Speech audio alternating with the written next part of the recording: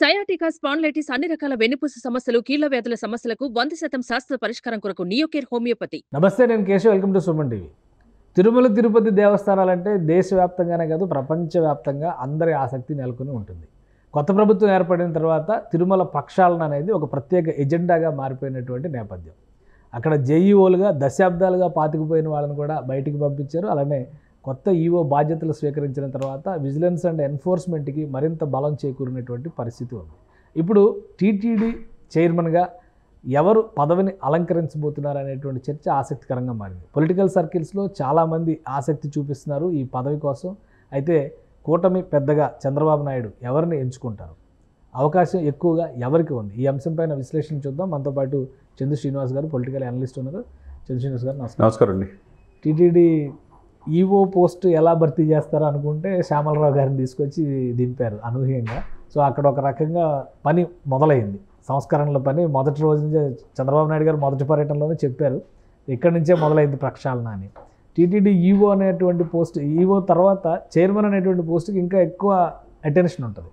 జేఈఓని కూడా మధ్యలో అపాయింట్ చేశారు. మధ్యలో జేఈఓని 2006 ఐఆర్ఎస్ ఆఫీస్ని తీసుకొచ్చి డిప్యూటేషన్ మీద సిహెచ్ వెంకయ్య చౌదరి ఆయన వేశారు. గతంలో ఆయన మినరల్ డెవలప్మెంట్ కార్పొరేషన్ చేశారు. సో ఇప్పుడు చైర్మన్ ఎవరు? రాజకీయంగా అది ఒక పునరావాస కేంద్రంగా మారిపోద్ది అనే విమర్శలు ఉన్నాయి. సో వాటన్నిటినీ తుడిచిపెట్టి చంద్రబాబు నాయుడు ఛాయిస్లో ఎవరు ఉండొచ్చు షార్ట్ లిస్ట్లో మీ అభిప్రాయం ప్రకారం? డెఫినెట్గా అంటే ఇప్పుడు మనకు వచ్చిన సమాచారం ప్రకారం అయితే ఒకటండి, మీరు అన్నట్టు తిరుమల తిరుపతి దేవస్థానం కలియుగ దైవం వెంకటేశ్వర స్వామి. అటువంటి కలియుగ దైవం ప్రపంచవ్యాప్తంగా భక్తులు ఉన్నారు. ఆ సంపదను కాపాడుకోవాలి. గత 5 సంవత్సరాలు అనేక ఆరోపణలు, అనేక అవినీతి నమోదైనవి. అవన్నీ విజిలెన్స్ అండ్ ఎన్ఫోర్స్మెంట్ దాంట్లో చేసిన ఈఓల మీద, అక్కడ అధికారుల మీద విజిలెన్స్ అండ్ ఎన్ఫోర్స్మెంట్ నివేదిక కోరుతున్నారు ప్రభుత్వం. అదేవిధంగా ఎంక్వైరీ జరుగుతుంది. ఇదే సమయంలో మీరు అన్నట్టు మంచి సమర్థవంతమైన వ్యక్తిని శ్యామలరావు గారిని ఈవోగా పెడతాం, జేఓ వెంకయ్య చౌదరి గారిని పెడతాం. ఇవన్నీ కూడా మంచి పరిణామం. ఇకపోతే చైర్మన్ అనేది కీలకం. గత ప్రభుత్వాలు ఏం చేశారు? వైవి సుబ్బారెడ్డి గారు, లేకపోతే కరుణాకర్ రెడ్డి గారు, తర్వాత జేఈఓలు ధర్మారెడ్డి గారు, అందరూ పైన స్థాయి నుంచి కింద స్థాయి మొత్తం ఆ పార్టీ వాళ్ళే, వాళ్ళ సొంత సిబ్బంది. ఆల్రెడీ అదే మహోటగా ఉంది అందులో. అందరిని వాళ్ళని పెట్టుకున్నారు. ఈ ప్రభుత్వం ఏంటంటే అతి చూసి వ్యవహరిస్తుంది. ఎవరు అన్ని పారామీటర్స్ తీసుకుంటుంది. బోర్డు మెంబర్స్ విషయంలో కావచ్చు, చైర్మన్ విషయంలో కావచ్చు, అనేక పేర్లు వచ్చినాయి. మొదటి నుంచి పేర్లు, చాలామంది పేర్లు అనుకున్నారు. రఘురామకృష్ణరాజు అన్నారు, అశోక్ గజపతిరాజు అన్నారు, తర్వాత బూరగడ్డ వేదవ్యాస్ గారు అన్నారు, తర్వాత చాలా పేర్లు వచ్చినాయి. కాకపోతే ఇక్కడ దానికి స్టిక్ అని ఉండాలి, పవిత్రతను కాపాడాలి, చాలా క్రెడిబిలిటీ ఉన్న పర్సన్సే దానికి చైర్మన్ అనేది అందరూ అవసరం. మొదటి నుంచి ఊహించిన విధంగా ఈ పేర్లతో పాటు మురళీమోహన్ గారు మాజీ ఎంపీగా ఉన్నాడు. టీడీపీ మొదటి నుంచి కూడా ఆ పార్టీకి వెన్నుదన్నుగా ఉన్న వ్యక్తి. ఆధ్యాత్మిక చింతన ఎక్కువ. ఆయన పేరు ఇప్పుడు అనూహ్యంగా తెరపైకి వచ్చింది. అదే కనుక జరిగితే డెఫినెట్గా తిరుమల తిరుపతి దేవస్థానం ప్రక్షాళనకి నడుం బిగిస్తాడు. ఆయన చూడని డబ్బు కాదు, ఆయన చూడని రియల్ ఎస్టేట్ సామ్రాజ్యం కాదు, ఆయన చూసిన వ్యాపారులు కాదు, ఆయన చూసిన సెలబ్రిటీ స్టేటస్ కాదు. ఇప్పుడు కూడా 74-76 సంవత్సరాల వయసు అనుకుంటా. ఇప్పుడు ఆయన ఆహారం విషయంలో, ఆరోగ్య విషయంలో, స్విమ్మింగ్ విషయంలో అన్నీ కూడా కఠోర నియమ నిబంధనలతో ఉంటాడు. అదే సమయంలో ఆధ్యాత్మిక భావం ఎక్కువ. తన అంతకుముందు రాజమండ్రి కూడా ఎంపీగా చేశారు, వాళ్ళు కూడా పోటీ చేశారు. సీటు కూడా త్యాగం చేశారు. పురంధేశ్వర గారికి బీజేపీ కోటలో వెళ్ళిపోవడం వల్ల, లేదంటే ఆయన కోటలో ఉంది పోటీ చేసి ఉండాల్సింది. అనూహ్యంగా ఎప్పుడు ఈ మధ్య కనపడిన వ్యక్తి ఈ మధ్య కాలంలో ఎక్కువగా టీడీపీ పాయింట్ ఆఫ్ వ్యూ కావచ్చు, ఆ మీటింగ్లు ఇష్యూ, ప్రతి మీటింగ్లో మురళీమోహన్ గారు ఉంటున్నారు. అంటే యాక్టివ్ పాలిటిక్స్లో ఆయన ఉంటున్నాడు. అదేవిధంగా టీడీపీ అధికారులు రావాలని, ఈ కూటమి అధికారులు రావాలని మొదటి నుంచి కోరుకున్న వ్యక్తి.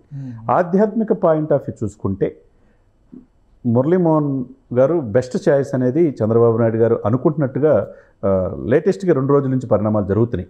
అదే కనుక జరిగితే తిరుమల తిరుపతి దేవస్థానం ప్రక్షాళనకి, ఆలయ ప్రతిష్టకి మంచి ఇది వచ్చే అవకాశం స్పష్టంగా. మధ్యలో నాగబాబు గారు ఏదో అవుతారు, ఆయన కూడా ఇంట్రెస్టెడ్గా ఉన్నారని ఒక చర్చ జరిగింది. ఆయన ట్వీట్ చేశారు.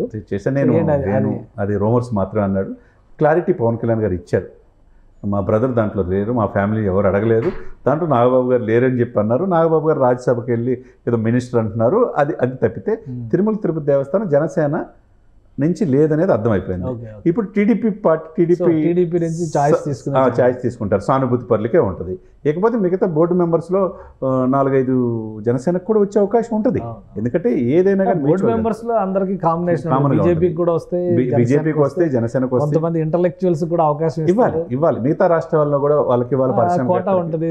తెలంగాణ వాళ్ళు కూడా ఎక్కువ అడుగుతున్నారు. తెలంగాణ కోట ఉంటుంది, కర్ణాటక కోట ఉంటుంది, ఇటు తమిళనాడు కోట ఉంటుంది. ఇవ్వాల్సిన అవసరం ఉంది. ఏదైనా కానీ చైర్మన్ లీడ్ చేసే వ్యక్తి సమర్థవంతమైన వ్యక్తి ఉండాలి, ఎటువంటి ఎలిగేషన్స్ లేని వ్యక్తి ఉండాలి, అతను ప్రజల్లో మంచి పేరు ప్రతిష్టలు ఉండాలి. ఒకటి ఇప్పుడు తిరుమల తిరుపతి దేవస్థానానికి ఆ హుందాతనాన్ని పరపతిని పెంచే విధంగా చూస్తే సినిమా రంగం నుంచి వచ్చిన వాళ్ళు కాబట్టి అంత జెన్యూన్ కాదు ఆయనకి ఎందుకు అనేటువంటి చర్చ కూడా జరగవచ్చు. విపక్షాలు కూడా విమర్శలు చేయొచ్చు. అలాంటి ఆరోపణలకు విమర్శలకి అవకాశం ఉంటుందా? మురళీమోహన్ గారి పేరు అయితే అంటే ఇప్పుడు అశ్విని దత్ పేరు కూడా వినపడతా ఉంది.